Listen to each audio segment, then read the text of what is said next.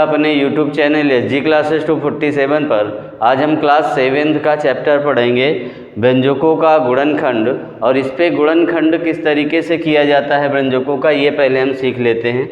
यानी कोई संख्या जैसे लिखी है, यानी व्यंजक लिखा है 5xy और लिखा हो कामा लगा हो, फिर लिखा हो 15x² y², तो इस पे हमें क्या निकालना होगा, उभयनिष्ठ हमें, यानी क्या संख्या ऐसी कॉमन मिलेगी ये हमें देखना है।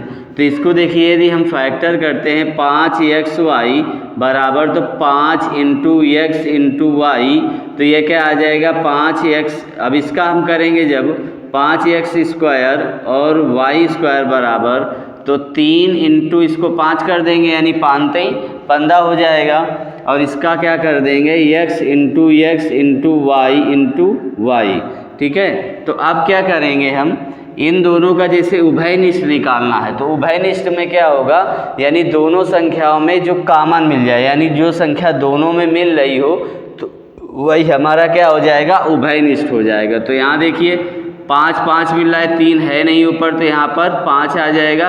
और जिसे दूसरी भाषा में कहा जाए कि इनका मासा, जिसे आप संख्याओं का मासा निकालते थे, उसी प्रकार से इसमें भी वही काम किया जाता है।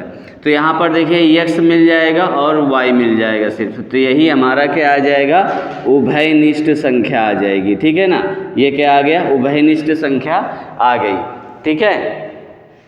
अब व्यंजक यही क्या कहलाते हैं, व्यंजक कहलाते हैं। इन्हीं को क्या कहा जाता है, व्यंजक कहा जाता है। और समीकरण आप जानते हैं किसको कहा जाता है, यदि किसी व्यंजक के आगे बराबर लगाकर 0 संख्या लिखी हो या बराबर लगा हो किसी व्यंजक पर, तो वो समीकरण कहलाता है, ठीक है। तो अब इसके अभ्यास के सवाल हम देख लेते हैं क्या कहते हैं।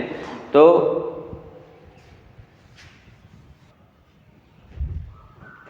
देखिए आपका सवाल है पहला, बोला है दिए गए पदों के उभयनिष्ठ गुणनखंड लिखिए, ठीक है ना।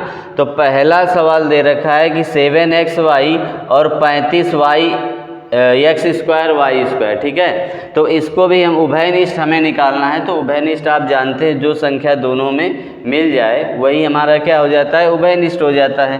तो यहाँ पर हम देखिए लिख सकते हैं कि 7x बराबर 7 × x × y और 35x² y² बराबर, यहाँ पर आप 5 × 7 × x × y कर सकते हैं। देखिए यदि 35 7 पना 35 होता है, इसके अभाज्य गुणनखंड करने होते हैं, ठीक है ना। अभाज्य गुणनखंड आप करोगे तो 7 पना 35 हो जाएगा। x² का x × x कर सकते हो, y² का y × y कर सकते हो, ठीक है ना। अब हमको उभयनिष्ठ निकालना है, तो यहाँ पर लिख दोगे उभयनिष्ठ, ठीक है ना। उभयनिष्ठ बराबर, अब जो हमें मिल रहा है, तो देखिए 7 मिल रहा है तो 7 आ गया, और x मिल रहा है तो x, और y मिल रहा है तो y। तो ये उभयनिष्ठ क्या हो गया, 7xy हो गया, ठीक है। अब दूसरे का देख लेते हैं।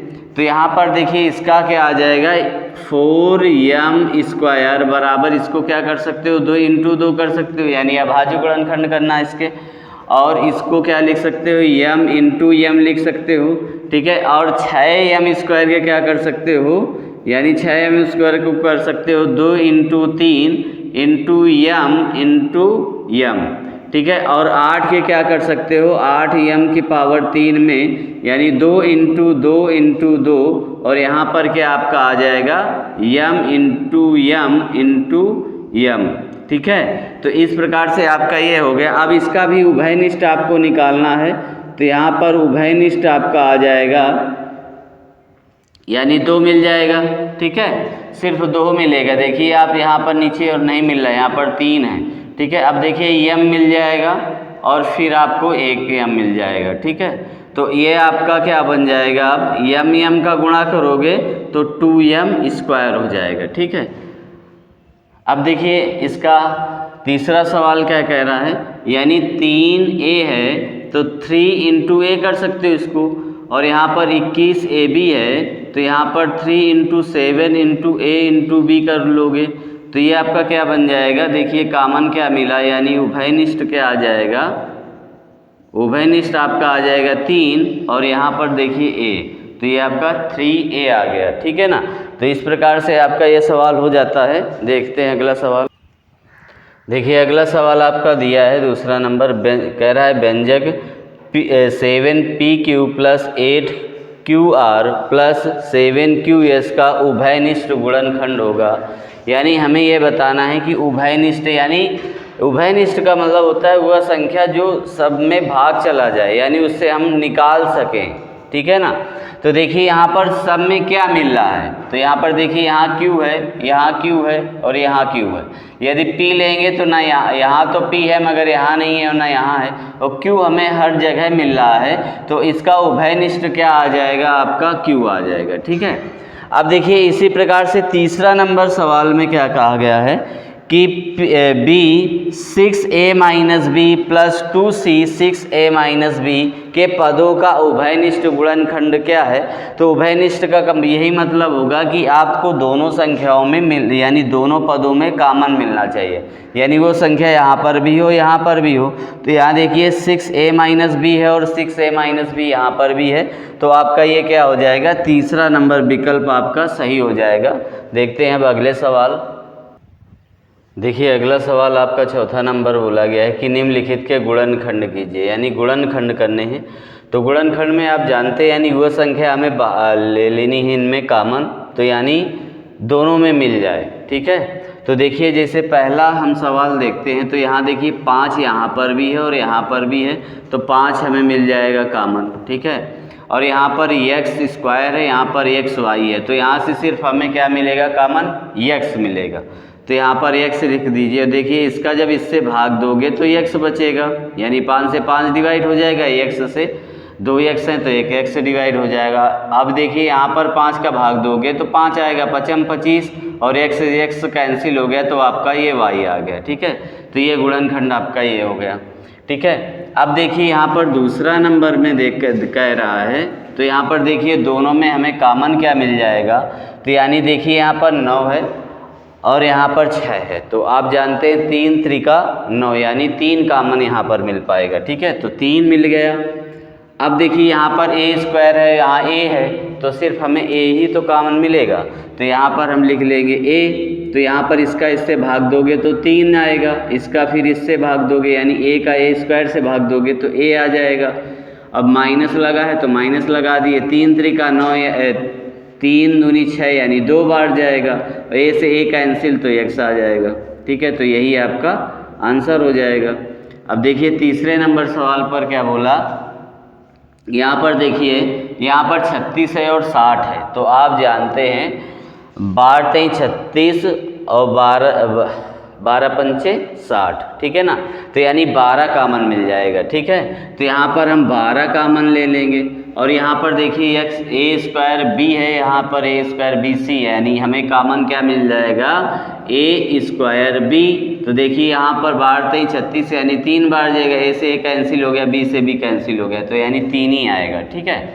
माइनस लगा है, माइनस लगाइए, 12 पंचे कितना होता है 60, तो 5 बार जाएगा और a से a कैंसिल हो गया यानी c बच जाएगा। तो यही हमारा क्या आगे जाएगा, आंसर आ जाएगा। देख लेते हैं अगले सवाल भी। तो चौथा नंबर सवाल देखिए बोला है कि 6p और प्लस का 8p² माइनस का 4p³, ठीक है।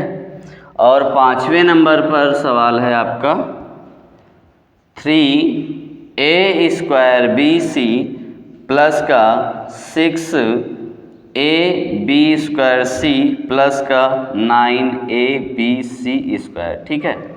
तो ये आपका दे रखा है। तो अब हम देखते हैं इस पे तीनों में हमें कौन सी संख्या कॉमन मिल जाएगी। देखिए 6 है तो यहाँ पर 2 2 हमें हर जगह से मिल जाएगा, और यहाँ पर p है, p² है और p³ है, तो यानी हमें क्या कॉमन मिल सकता है, p यानी 2p कॉमन मिल जाएगा, ठीक है ना। तो 2p कॉमन मिल गया, तो यहाँ से अब डिवाइड करोगे तो कितनी बार जाएगा, 3 बार जाएगा, p से p कैंसिल हो गया। अब देखिए यहाँ पर 4 बार जाएगा और p आ जाएगा, ठीक है। अब यहाँ पर कितनी बार जाएगा, 2 बार जाएगा, ठीक है, और p² हो जाएगा। तो आप देखिए यहाँ पर 3 दूनी 6 है ना, 3 दूनी 6 और फैक्टर होंगे नहीं तो आंसर आपका यही आ जाएगा। ठीक है, यही आपका आंसर आ गया और बड़े सिंपल सवाल हैं ये सब। तो अब देख लीजिए इसका अगला सवाल, तो 5वां नंबर है। अब देखिए यहाँ पर हमें देखना है कौन संख्या तीनों पदों में मिल जाएगी। ठीक है, तो देखिए 3 है, 3 दूनी 6, 3 त्रिका 9, तो 3 डेफिनेटली मिल जाएगा, यानी 3 तो मिलेगा। अब देखिए यहाँ पर ए स्क्वायर है और ए है और यहाँ पर ए है, तो यानी सिर्फ हमें कॉमन क्या मिलेगा, ए मिलेगा। ठीक है, और बी है, बी स्क्वायर है और बी है, तो क्या कॉमन मिल जाएगा, बी कॉमन मिल जाएगा। सी है, सी स्क्वायर है, यानी सी कॉमन मिल जाएगा।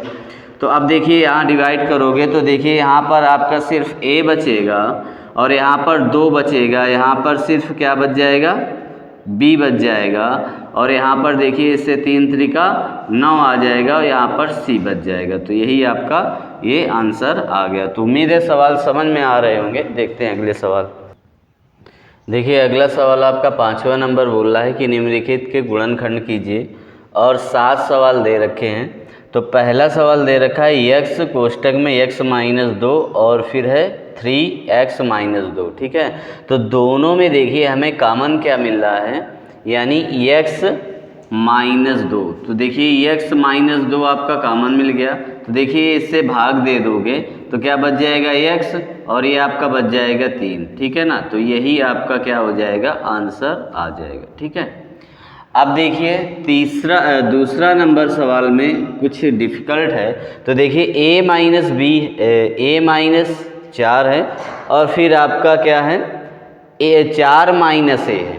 ठीक है ना, तो यहाँ पर क्या कर सकते हैं, यानी सेम करने के लिए लिखा तो है मगर इसको हमें सेम करने के लिए यहाँ पर माइनस का हम माइनस कॉमन ले लें बाहर। ठीक है, तो देखिए जब माइनस आप कॉमन ले लोगे यहाँ पर 7 आ जाएगा और a माइनस 4 आ जाएगा, और यहाँ पर माइनस का 7 ले लो। ठीक है, माइनस का 7, तो यहाँ पर ये माइनस का 4 आ जाएगा और प्लस का a आ जाएगा। ठीक है, जब आप गुणा करोगे तो सेम प्रोसेस वही बन जाता है। ठीक है, जब 7 का आप गुणा करोगे तो यानी माइनस का जब अंदर गुणा करा दोगे प्लस हो जाएगा, ये माइनस हो जाएगा। अब इसको हम सही क्रम से लिख लेंगे, तो a माइनस 4 और ये आ जाएगा माइनस का 7 और a माइनस का 4, इस प्रकार से लिख दोगे। अब देखिए दोनों में हमें कॉमन क्या मिल जाएगा, a माइनस 4 कॉमन मिल जाएगा, यानी दोनों में है, तो बचेगा क्या अंदर 7 माइनस 7। तो देखिए जब 7 माइनस 7 हो गया, ये दोनों कट गए तो मान 0 आ गया।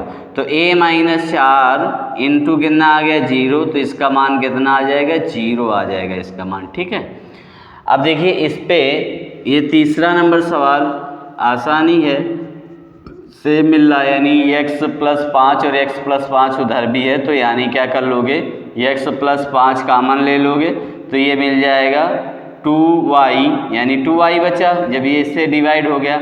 अब यहाँ पर y प्लस 5 का यहाँ पर भाग दोगे तो माइनस का 3 आ जाएगा। तो ये आपका आंसर ये निकल के आ गया। ठीक है, अब देखिए चौथे नंबर सवाल पर देखते हैं। तो देखिए इसका होल स्क्वायर है और सेम प्रोसेस में लिखा हुआ है। ठीक है, तो देखिए यहाँ पर हम कॉमन लेंगे, जब क्या मिल जाएगा, यानी ये 2 बार है d माइनस 7 का होल स्क्वायर, यानी ये 2 बार लिखा है, यहाँ पर 1 बार लिखा है। ठीक है, तो यहाँ पर हमें क्या कॉमन मिल जाएगा, d माइनस 7 मिल जाएगा। तो देखिए यहाँ पर 1 बच जाएगा, यानी d माइनस 7 बच गया और यहाँ पर सिर्फ 7 बच जाएगा। ठीक है, तो यहाँ पर 7 आ गया, तो ये प्लस माइनस कैंसिल हो गया, तो ये क्या बच जाएगा, d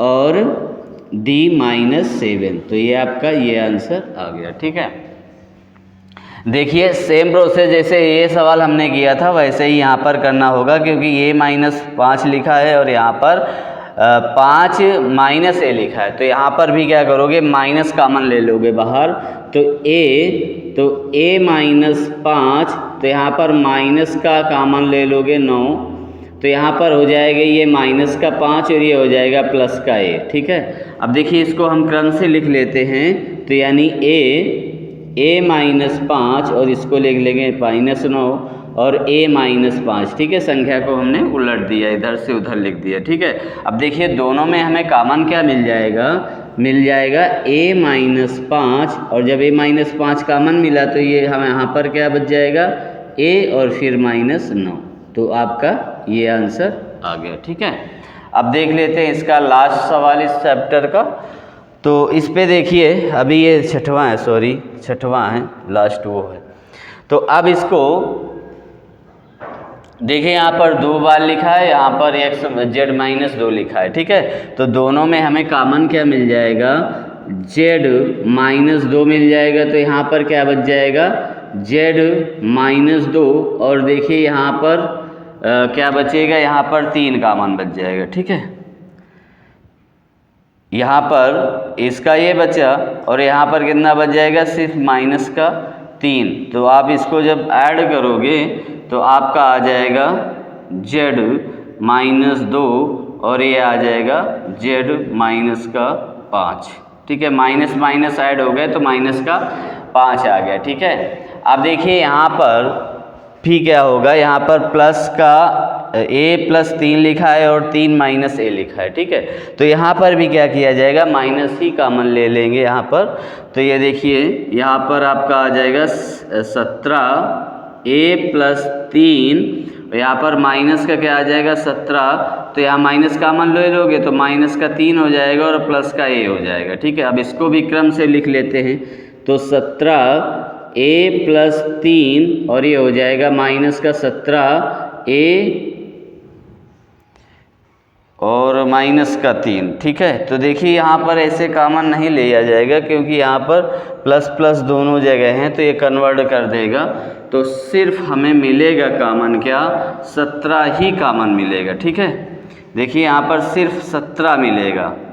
तो जब 17 मिलेगा तो a+3 हो जाएगा और ये हो जाएगा प्लस का 3 माइनस का a।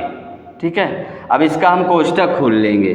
तो 17 और यहाँ पर जब कोष्टक खोलोगे दोनों का, तो a प्लस का 3 आ जाएगा और प्लस 3a आ जाएगा। तो देखिए a से a ये कैंसिल हो गया, इसको हम जोड़ देंगे तो 17 × 6 हो जाएगा। तो 17 का गुणा करा देना है 6 में, तो कितना हो जाएगा, देखिए 17 छक्का 102 आपका आंसर आ जाएगा। ठीक है ना, तो इस प्रकार से आपका ये चैप्टर समाप्त होता है। उम्मीद है आपको समझ में आया होगा। यदि समझ में आया है तो लाइक करें, यदि चैनल पर नए हैं तो सब्सक्राइब करें, बेल आइकन को दबाना ना भूलें और वीडियो को ज़्यादा से ज़्यादा शेयर कीजिए। मिलते हैं फिर नेक्स्ट वीडियो पे, तब तक के लिए धन्यवाद।